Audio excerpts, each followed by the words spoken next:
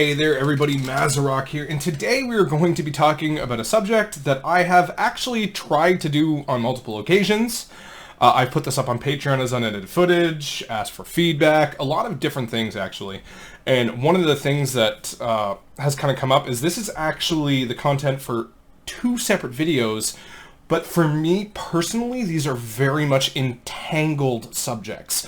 So we're going to be talking about a certain problem in the WoW community, and I know I just said problem in the WoW community, and people just started opening up their Rolodex of bullshit. But we're going to be talking about something very, very specific. But if you guys want my opinions on future videos, like, you know, what are my takes on certain problems in the WoW community, or, you know, the game itself, or whatever, let me know down in the comment section down below. I'd love to hear it. But this is a combination of why I do what I do, and why I do what I do because there's a problem in the WoW community. So, with that, thank you very much, everyone, for listening, for watching until the end, and all that fun stuff. There's a Patreon link down below if you wish to support me directly. Please do like, comment, and subscribe. So that helps out the video a ton. The videos a ton, helps the channel a ton. There's a Discord link if you want to continue this conversation or just hang out with a wonderful community full of great people. And of course, Twitch. Come on, see me live. Let's go. With that, enjoy the video. Why I do what I do and why I make certain talent recommendations or rotation recommendations or anything like that. Okay. This game has become so complex over its almost 20-year lifespan that the difference between a player picking up a spec and what the optimal rotation and optimal talent choices are for a spec don't always agree with one another. But the WoW community, because this is the way it used to be, was you find what the best are playing and you copy it and you do your best to emulate it. The thing is that is a relic of a bygone age from years ago when the game wasn't anywhere near as complex as it is now, and when the players admittedly weren't as good. If you look at the top raiders in the world, if you look at the top Mythic Plus players in the world, they are leagues ahead of somebody going into their first +5, and I mean the difference. Sorry, I'm Canadian, I'm going to make a sports analogy here, but somebody putting on their skates for the first time to play pickup hockey and an NHL player, right? And you can take any sport here, whatever. The analogy still stands.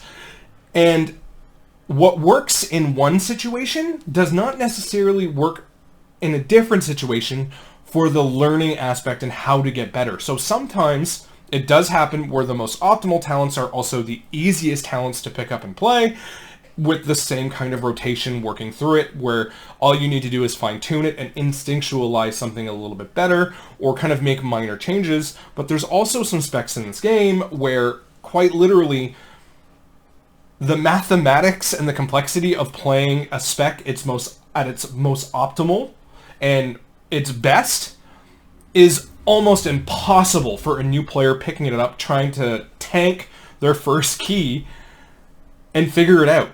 It's literally night and day, and sometimes I try and make these recommendations that help new players along. I have made this crystal clear among all of my content, but I do need to make it more crystal clear, more accessible, disclaimers at the start of videos when I am doing something that is probably off the meta or what the top players are playing or how they play. When I do make my videos, when I make my guides, when I make my rotation tips, it's quite literally the information you need to know to time keys to get your Keystone Master achievement and your Keystone Hero. And I test these as much as possible to be able to do so. And usually my builds are a little bit more defensive than offensive because new players need a little bit more defensives.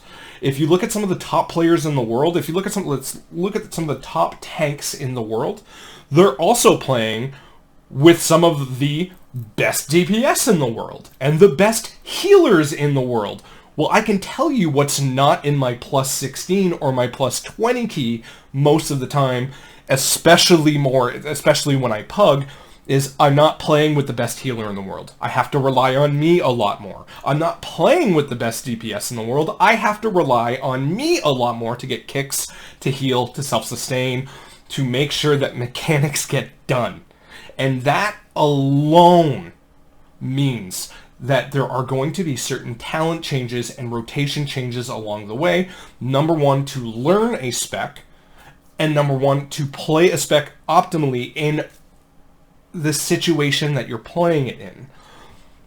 What some of the top tanks in the world play in their plus 27 key is not necessarily going to help out someone in their plus 5, plus 10, plus 15, whatever, learning a spec.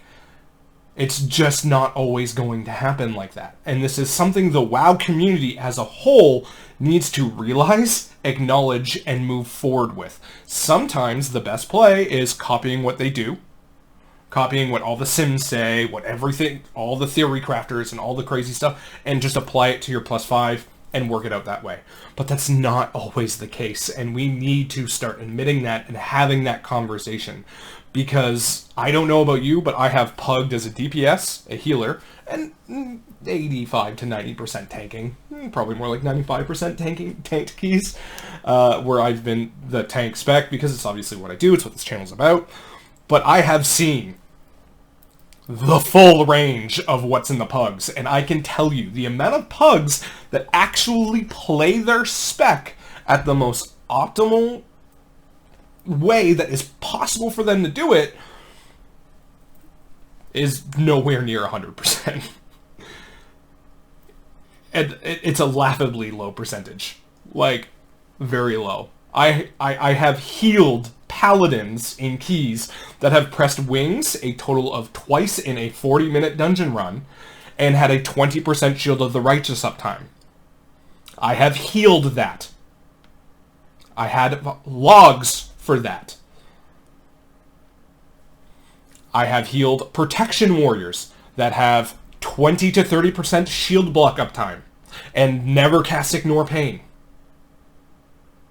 I have DPS'd for tanks and healers who do not use any defensives, who do not barely heal. I have also tanked and healed, tanked and DPS for healers that just refuse to get explosives.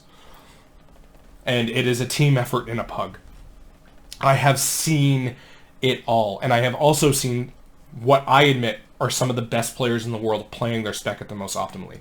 But the amount of times that I see the good versus the bad, I can tell you I have seen a whole lot more of the bad in pugs than I've seen a whole lot more of the goods. And that means that we have to start tailoring certain builds, specs, guides, playthroughs, and rotation tips, and all of that towards a new and upcoming player base that wants to get into a certain role and needs to find an easier way into it.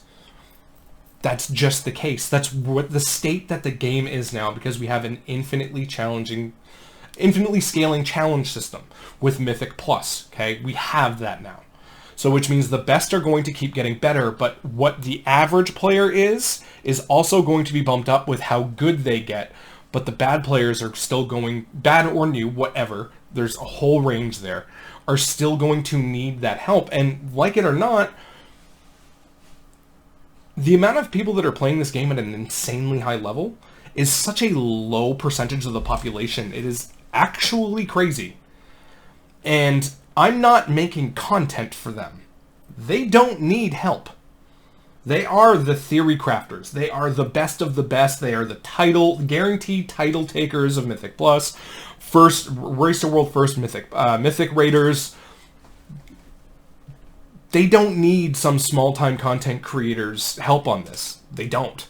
I'm not making videos for them. I'm making videos for the people that are picking up a spec for the first time, maybe tanking for their friends, and just want to have fun, but also not be bad.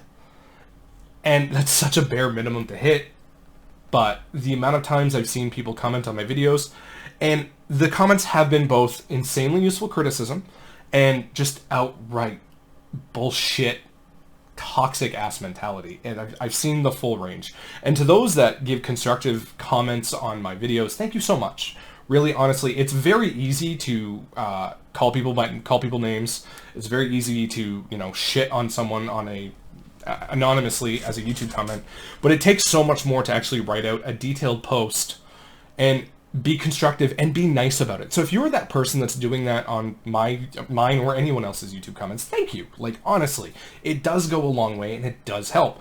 And it recently happened on one of my videos, and I gave a detailed comment back. on why I do what I do, and that's kind of what prompted this video. Again, every once in a while there's something that prompts it, but that is why I do what I do. That is why I come up with some builds that I come up with. That is why I make recommendations that aren't necessarily what people timing plus 27s are making.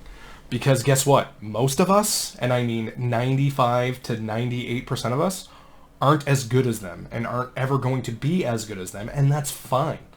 Okay, there's nothing wrong with that, but we can't expect the WoW population and the WoW player base to play as optimally and as best as those top level people are playing. It's great to try and emulate it. It's great to try and get better and constantly improve, but we also have to admit to ourselves there's a starting point now.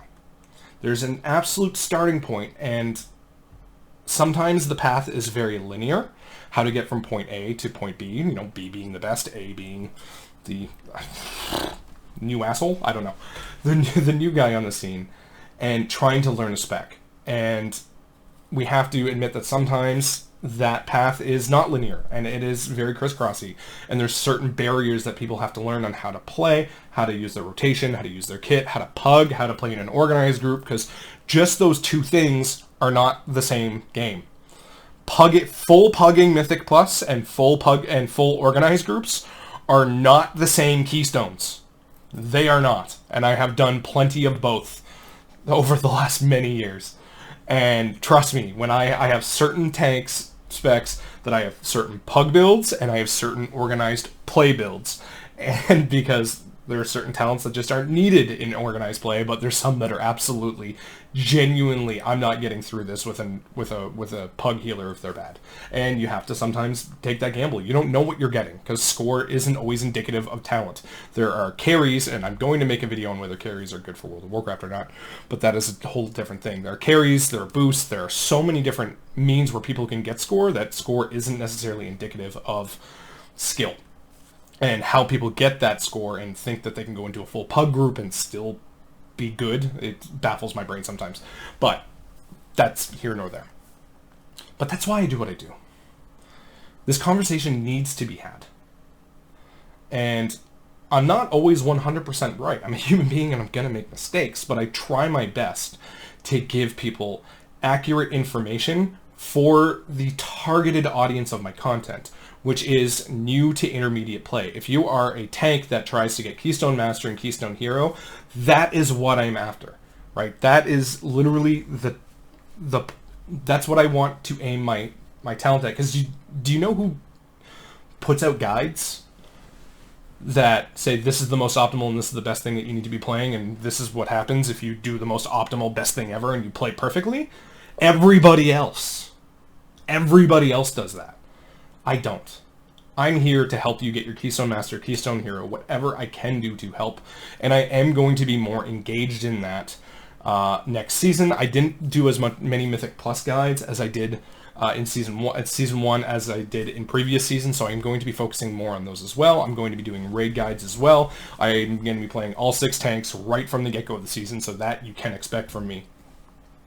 And, you know, where certain tanks' spec strengths are strong or weak, and how to just get into the spec, because that is the hardest part, is just learning a spec and getting into it.